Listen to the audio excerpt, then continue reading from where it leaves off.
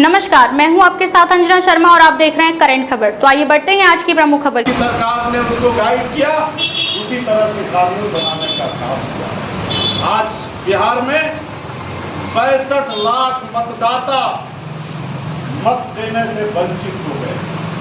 लोग supreme court गए और सुप्रीम कोर्ट में जाकर के जब केस दायर किया तो कल सुप्रीम कोर्ट ने आदेश दिया है, आपने देखा होगा कि आपको आधार कार्ड भी मान्यता आधार कार्ड की देनी पड़ेगी।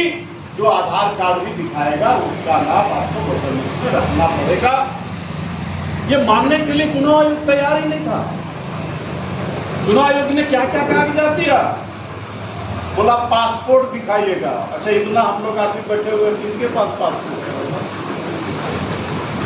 सभी लोग निवासी प्रमाण पत्र दिखाइए। राशन कार्ड नहीं मानेंगे, जॉब कार्ड नहीं मानेंगे, जो सरल रूप से पेपर मिलता है उसको नहीं मानेंगे, कठिन कठिन चीज लाएंगे। पैन कार्ड दिखाइए, आधार कार्ड मत दिखाइए। कितना आदमी इनकम टैक्स पे पैन कार्ड होगा। जमीन का कागजात दिखाइए। अगर डीसी ने कोई प्रमाण, अगर लाइसेंस वगैरह लिए है बंदूक तो उसका है तो वो फोटो दिखाइए। कितना आदमी लिए है बंदूक और राइफल का लाइसेंस। तो ये चुनाव आयोग का गलत नीयत रहा था, लेकिन सुप्रीम कोर्ट को धन्यवाद देना चाहिए कि उन्होंने कल आधार कार्ड को भी मान्यता दिलाने का काम, उन्होंने आदेश पालन करने का काम किया है। उस तरह से यहाँ भी अभी SIR होना है, जिसके लिए पिछले बैठक में मैंने कहा था कि BLO आप पहले से ही BLO तैयार करके रखिए।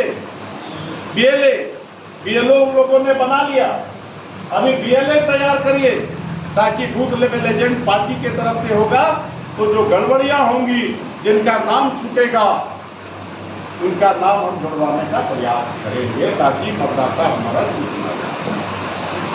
तो इसीलिए पूरे प्रदेश में कल, यानी कल का तारीख है 24 अगस्त को पूरे प्रदेश में झारखंड मुक्ति मोर्चा ने फैसला लिया है। हमारे केंद्रीय समिति का ये फैसला है कि कल भारतीय जनता पार्टी और केंद्र सरकार का पुतला दहन करना है। और गोड्डा जिला में उसी संशोधन विधेयक के खिलाफ 4 बजे आप लोगों ने जो ग्रुप है हम लोग का, उसमें हम डालने का प्रयास किए हैं। लगभग सभी लोगों को पता होगा कि 4 बजे पुतला दहन का कार्यक्रम कारगिल चौक पर होगा। अब सवाल उठता है कि ऐसा पुतला दहन करें ताकि भारतीय जनता पार्टी का कुर्सी हम हिला देने का काम करें। ऐसा न करना चाहिए हम लोगों को कि हम लोग 4 आदमी चल करके कर रहे हैं। हम लोग 4 आदमी भी करेंगे, फिर भी वो पत्रकार लोग बैठे हुए हैं, नूर जी आएंगे, फोटो खींच के चला ही देंगे। लेकिन 4 नहीं, कल 4000 की संख्या से पुतला दहन करेंगे और भारतीय जनता पार्टी का कुर्सी हिला देंगे। ये गोड्डा में करने का प्रयास करें। इसीलिए अब बारी बारी से मैंने अपना विचार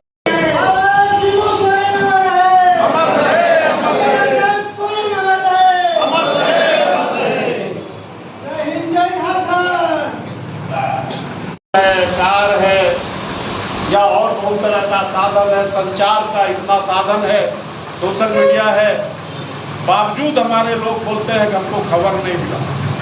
बावजूद हमारे लोग बोलते हैं कि साधन नहीं है जाने का, हम बैठकों में जाएंगे कैसे। बाबा का वो जीवनी याद कराते हैं। और कुछ साथियों को मेरा याद होगा, जब हम लोग मीटिंग किया करते थे, कोई संचार का साधन नहीं था, खबर करने का साधन नहीं था, और हम लोग इसी तरह बैठक करते रहते थे। और बाबा कैसे ही बैठक में ऐसे बिना किसी कार्यक्रम का घूमते रहे, किसी को पता नहीं रहता था। नीचे को पेशाब करने के बोले बाबा आ गए, बाबा आ गए, बाबा आ गए, बाबा तब तक गलत बोल रहे हैं कि सही बोल रहे हैं? सही बोल रहे हैं ना। कई बार बाल विकास में बैठक 1-2 बार रात का समय में अब बैठक अब समाप्ति की ओर है, तब तक बाबा हाजिर है। बोले क्या खाना बनाया जी? अरे बाबा साहब,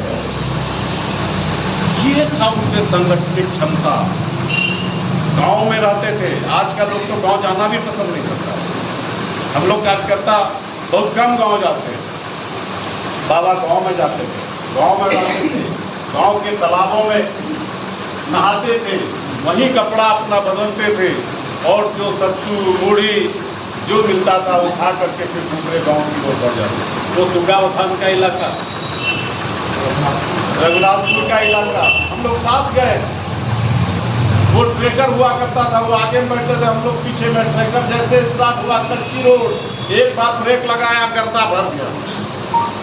आज तो हम लोग सीधा लगा करके चलते हैं, जैसे चलता उसमें चलते थे, टूटे हुए मोटरसाइकिल में चलते थे।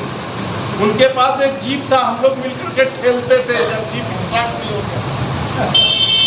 संगठन ऐसे नहीं बना, इतना बड़ा संगठन के लिए बहुत सेक्रीफाइस ये किया है उन्होंने, जो घंटों वर्षों लगेगा बोलते बोलते।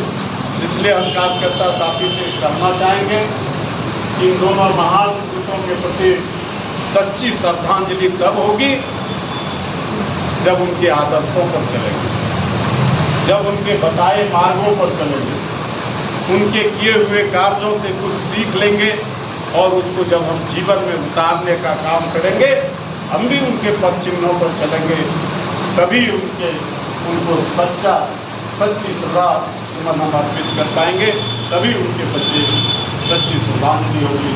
इन्हीं जनशब्दों के साथ जगह खाली हुआ, वही उनका विचार इसलिए याद आ रहा है।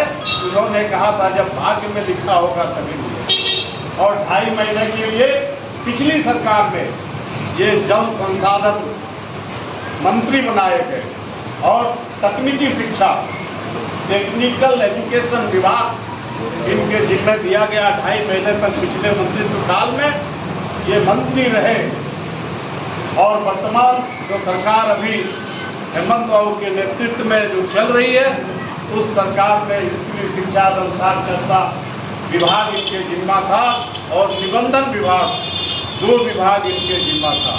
ये बहुत ही सरल स्वभाव के व्यक्ति थे और वही सरल स्वभाव इनको लेकर के आगे बढ़ने का काम किया था। इनकी मृत्यु के कुछ दिन पहले मैंने अपने सोशल मीडिया पर अपना फोटो भी शेयर किया था। हम लोग बैठे थे, बहुत देर तक बीते हुए दिनों की बात, मंत्री रहते हुए भी समय निकालते थे और बीते हुए दिनों को याद करते थे कि हम लोग कैसे संघर्ष में काम करते थे। वो ताज़ी घटना रही है। घंटों हम लोग बैठे थे, उनका पीएस आया बुलाने के लिए, सर मीटिंग का समय हो गया। बोला सर रुको ना यार, गप करते हैं, मित्र लोग आया। ये सभी लोगों में ये गुण नहीं रहता है। लोगों को जब पद मिलता है तो थोड़ा लोगों में घमंड आता है, अहंग आता है, लेकिन रामदास सोरेन जी ऐसे नहीं थे। आज अब हम लोगों के बीच नहीं है, लेकिन इनका जो कृत्य है, इनके जो किए गए जीवन में ज्ञान है और जो इनका जीवनी रहा है, उन तमाम चीज़ों को हम लोग हमेशा याद करते रहेंगे।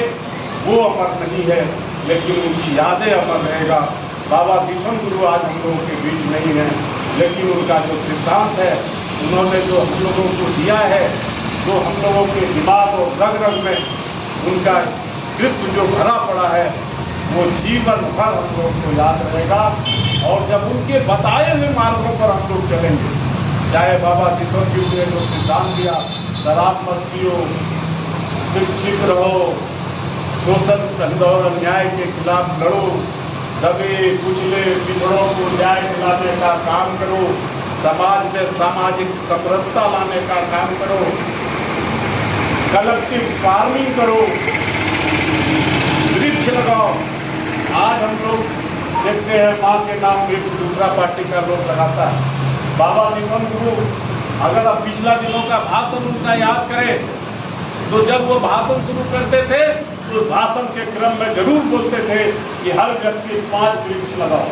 ये सही बात है कि गलत है? 5 वृक्ष लगाओ। उस समय इनका ये सोच था, वो जो दे करके गए हैं। हम लोग मीट मछली खाते थे, तो बाबा बोलते थे गुस्सा करके, वो साग के बहुत प्रेमी थे। जब भी खाना बनता था साग उनके लिए चाहिए, साग का सीजन रहे या ना रहे, कहीं से खोज करके हम लोग साग लाते थे।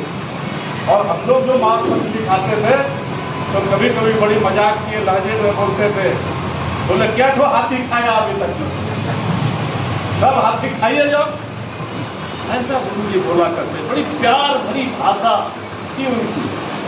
और आज हम लोग संगठन का काम करते किया था रांची यूनिवर्सिटी से, और ये हमेशा गुरु जी से प्रेरित रहे। ये उन दिनों जब झारखंड आंदोलन पीक पर था तो ये पूर्वी सिंहभूम में सबसे बड़े नेता के रूप में उभर करके सामने आए। और इन्होंने अपना जो जीवन है, सामाजिक जीवन, राजनीतिक जीवन, ग्राम प्रधान से शुरू करने का काम किया। ये अगर उस इलाके में कोई आपस में लड़ाई भिड़ाई करता था तो इनका पहला काम होता था कि उसको पंचायती करके उसका समाधान करा दें। उसको दूसरे शब्दों में कहें तो इनको बाबा भी बोलते थे कि तुम पंचायती मास्टर। ये पंचायती किया करते थे और लोगों से इस कदर जुड़े हुए थे कि लोग उन्हें अभिभावक के तौर पर मानना प्रारंभ कर दिया था। दिन बीतता चला गया, राजनीति के शिखर पर आते चले गए और ये फिर एमएलए बने। और इन्होंने कई शीर्षस्थ नेता जो रहे जेएमएम के उस समय के, निर्मल महतो जी हो, कृष्णा मार्डी जी का नाम आप लोग नहीं सुने होंगे या बहुत लोग सुने होंगे, कृष्णा मार्डी जी हो, अर्जुन मुंडा जी हो, हम लोगों के शैलेंद्र महतो जी हो, विद्युत वरण महतो जी हो, माननीय शिबू सोरेन जी हो, मोहन कर्मकार जी हो, गुलाल भुइया जी हो, तमाम लोगों के साथ मिलकर के इन्होंने काम किया था। और उस इलाके के अग्रणी नेताओं में से, आंदोलनकारियों में से एक रहे। कभी इन्होंने अपने जीवन में लालच शब्द नहीं लाया था। ये कभी बोलते भी नहीं थे। हम लोग जब बैठते थे मीटिंगों में, घंटों मीटिंग शुरू नहीं होती थी, आपस में बैठ करके बात करते थे, तो हम लोग बोलते थे कि हम लोगों का एमएलए का टिकट कब मिलेगा, सब दिन क्या हम लोग ऐसे ही रह जाएंगे। ये बोलते थे कि जब भाग्य में लिखा होगा तभी मिलेगा। ब्रजनंदन दादा, हमको दादा बोलते, जब भाग्य में लिखा होगा तभी मिलेगा। हम लोगों को काम करना चाहिए, ये उनकी उक्ति मुझे आज भी याद है। इन्होंने मेरा नाम गुरुजी के सामने अध्यक्षों का अध्यक्ष मुझे बनाया था। आज वो याद है, जमशेदपुर का वो मीटिंग हमको लगता है याद होगा, अधिवेशन जिसमें हम लोग रूठ गए थे सभी लोग, याद है ना, यमुना लेके हम लोग रूठ गए थे। हम लोग बोले नहीं जाएंगे, हम लोग को मान सम्मान अध्यक्षों को नहीं मिलता है, और हम लोग रूठ करके बाहर चले गए थे। तो जब कोई नहीं रहता है तब याद आता है उनका विचार। उस समय गुरुजी ने हेमलाल मुर्मू को अधिकृत किया कि जा करके बुला के लाइए। सही बोल रहे हैं ना, घटना याद है ना, बुला के लाइए उन लोगों को, क्या तकलीफ है अध्यक्षों को, आइए।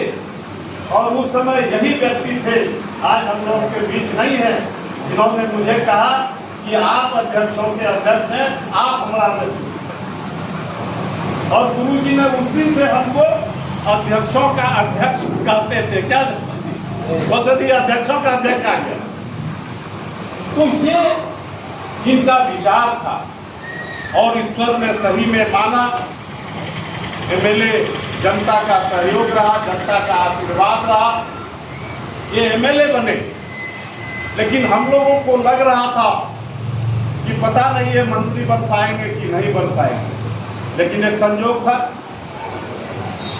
पार्टी में उत्पन्न करने के लिए यदि कोई शख्स पैदा हुआ तो हमारे आदरणीय गुरुजी माननीय शिबू सोरेन जी हुए, जिन्होंने इस राज्य को बनाने के लिए, जिस राज्य के लोगों को समृद्ध करने के लिए 14 वर्ष तक वनवास करना था। ये बड़ी बात रही। और इस तरह से इन्होंने इस आंदोलन को आगे बढ़ाने का काम किया कि राज्य बना। उनकी कहानी अगर हम लोग कहते रहे तो एक लंबी फहरिस्त होगा, एक लंबा समय होगा। लेकिन साथ ही साथ 15 अगस्त को जब हम लोगों को सूचना मिली, एक तरफ आदरणीय बाबा गुरुजी जिनके सानिध्य में हम लोगों ने काम किया, राजनीति सीखा, जिन्होंने हम लोगों को अंगुली पकड़ करके राजनीति सिखाने का काम किया। मेरी मुलाकात माननीय गुरुजी से 10 अप्रैल 1980 को गोड्डा के गांव मैदान में उनकी पहली मुलाकात, और उसी दिन इनके उस ओजस्वी बातों से हम लोग प्रभावित हुए। गैर आदिवासी लोग बहुत कम इसमें जुड़ते थे, लेकिन हम लोग उस समय का पहला दूसरा शख्स होंगे जो इनके कदम में कदम, कंधों से कंधा मिला करके चलने का काम हम लोगों ने प्रारंभ किया था, और एक लंबा फहरिस्त रहा। लेकिन जैसे ही बाबा का उधर श्राद्ध का उनका अंतिम दिन होना था, और दूसरा खबर हम लोगों को चिंतनीय खबर मिला कि अब हम लोगों के भाई और उस समय के इस प्रदेश के स्कूली शिक्षा एवं साक्षरता विभाग और निबंधन विभाग के मंत्री रामदास सोरेन जी अब नहीं रहे। तो दो गम हम कार्यकर्ताओं के ऊपर, इस प्रदेश की जनता के ऊपर छाया। वो दिन काफी दुखदायी दिन रहा, बहुत सोचनीय वाला दिन रहा। रामदास सोरेन जी भी,